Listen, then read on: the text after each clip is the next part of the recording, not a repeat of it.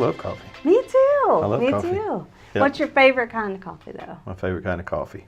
I want it bold. A Yeah. little bold. Yeah. You know, I don't want it weak, Right. but I don't want it so strong that it's bitter. Right. I want it bold, so it has a little flavor. So that's my favorite kind. Are you like one of these connoisseurs who wants to go and get his beans and grind them up? And No, yeah, no. you're good with just the store bought already. Yeah, I trust done. them. I trust that they know how to Right. make their coffee. What all do you put in your coffee? All right, so Uh-oh. all right, so you got to get the extra rich creamer. All right. I used to get it at one of those big box stores in town, but they quit. Right. So I found it at one of a smaller chain box store. Oh. Yeah. And so anyway, you got to put about that much of that, and then about this much honey. Well, I know I've heard of honey in tea. I've not really heard of honey in coffee. So. Yeah, that's good. I put this beside you because this is honey from my sister's bees. I love real honey. That's me too. That's my favorite. Because it all has a different. If you get it from people, it all has a different flavor. Exactly. It's all different sweet. I like it. I love honey though.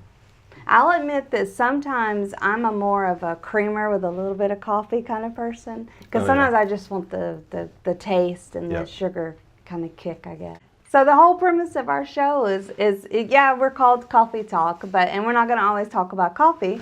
Nope. But it is about, grab your cup of coffee and join us as we sit down and talk about relevant topics and questions and try to put a biblical perspective, if I can get that word out right. Yeah. So let's get into it. You kind of gave me a topic this week that you thought would be interesting to talk about. How to respond when you have been hurt. Just going through some things in my life, and I know that everybody has dealt with that. Right. Everybody has been hurt at some point, and I had someone tell me one time that you can't control what happens to you, but you can control your response to that. Right. Man, that's so easy to say. Yeah, that's a beautiful little thought that you could put out there. Oh, But the actual doing it is the beauty of this, and I think us talking about it like this and just really just throwing it out there, is to let people see that we as Christians, we're normal people. Yes. And especially as a pastor, I go through stuff. Right. I get my feelings hurt. I lose my cool. Right. And just because I know how to respond doesn't mean I always do. Well, you know how you're supposed to. Yeah, exactly. Yeah. So, I think it's cool that we talk about this kind of stuff and, don't sit up here and pretend like we don't struggle with that. Exactly. So, that's the big thing is you're going to get hurt. Somebody's going to hurt your feelings. And how do you respond in that situation?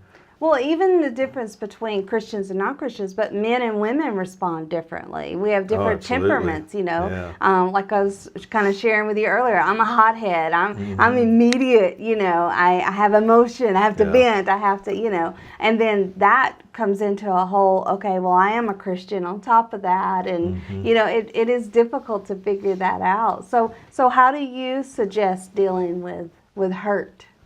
I think the first thing is, and I don't pretend to be a psychologist or anything like that. Mainly my stuff has been from Scripture and life experience. Yeah, living it, just wisdom of going through that. But the first thing that we can't do is react. That's the hardest thing, because I think whenever somebody hurts you, I think the first thing we want to do. Well, that kind of goes back to your social media is like using it like a gun. So it's put down the phone, put down the Facebook.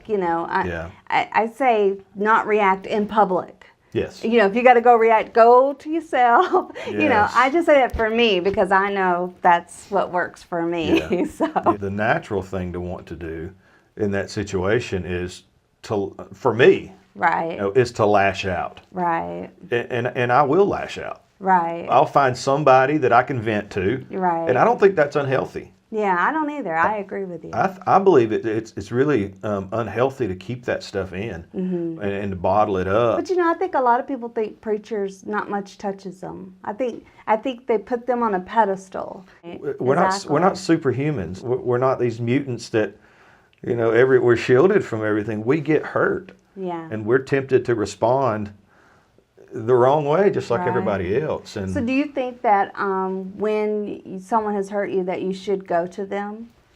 I do. I think that, you count to 10. Yes. Yes. Or 20. Yeah.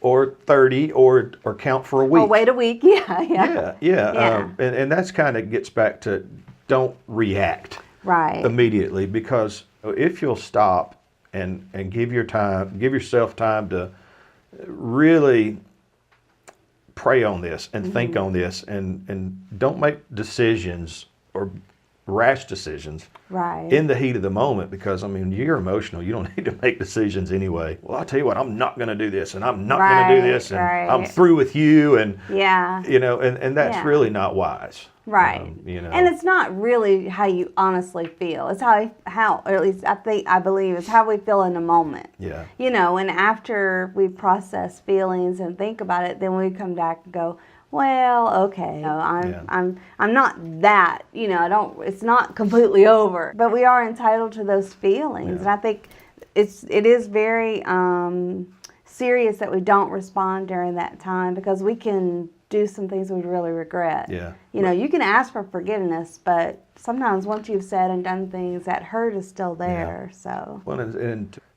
there is a time, if possible, that you go, to that person and say, well, I don't know if you meant it or not, but what you did hurt me. Right.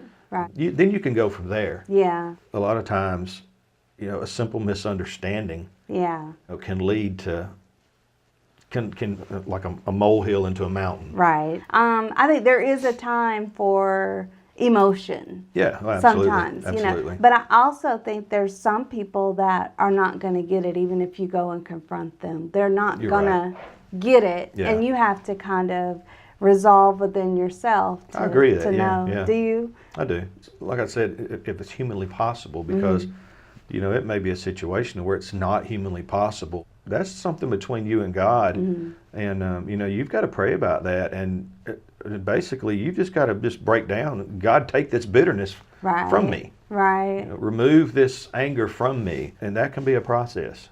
Well, I think sometimes people think that Christians shouldn't be angry. Like you shouldn't be that way. You shouldn't have emotions, and we're people. I mean, we have a variety of emotions, and anger is one of them. And I think it's good that you can look in the Bible and you go, Jesus even got angry. Well, yeah, there's a righteous indignation, and that's okay. Now, I was reading in Nehemiah, the leaders, their own government leaders, were taxing the people to death, and they couldn't afford food, and the interest on their loans and everything. And like Nehemiah gets mad, and he goes to them and says, "You've got to stop this." And that's okay. He was angry, and it was a righteous thing. Right. Yeah. Not all anger is bad. Yeah.